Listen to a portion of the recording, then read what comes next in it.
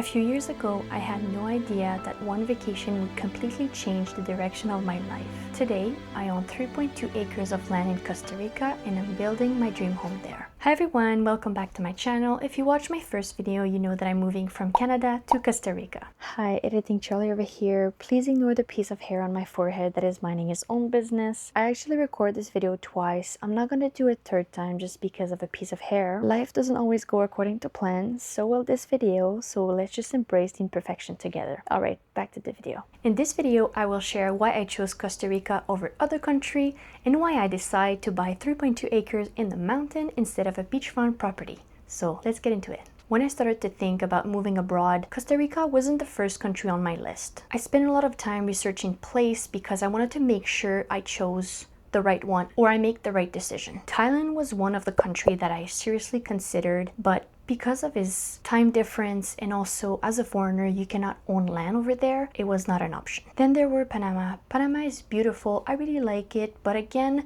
there was something missing. The very first time I visited Costa Rica in 2024 wasn't just a vacation. It was a bit of a self-discovery journey. I've reached a point in my life where I needed to step out of my comfort zone and experience something new. I never expected this trip to have such a big impact on me, but it did. I also love the slower pace of life over there. Obviously, coming from a faster lifestyle, I know there will be a bit of adjustment at time, but honestly, I think that's exactly what I need. A little of a challenge and also just reminding me to slow down. Originally, my goal was to buy a beachfront property because I love to be by the ocean. But once I started to look at properties, I quickly realized that a beachfront property in Costa Rica might be out of my budget. So I had a choice to spend everything that I have in a small lot in a beachfront property or buy a much bigger property in the jungle by the mountain. And don't get me wrong, I love the mountain. It's just that the water has always been calling to me. So that's when I found my property,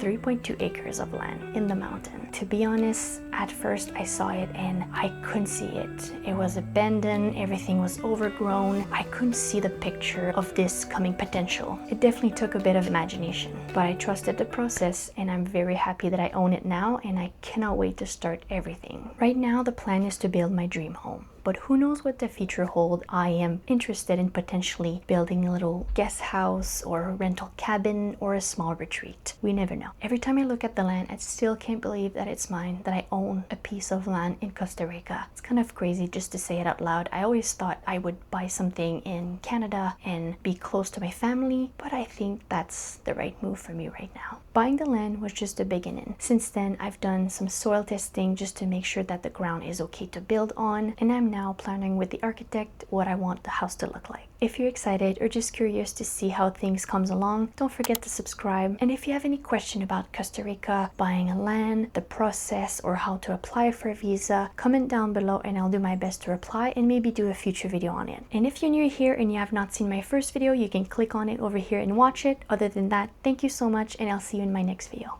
Bye.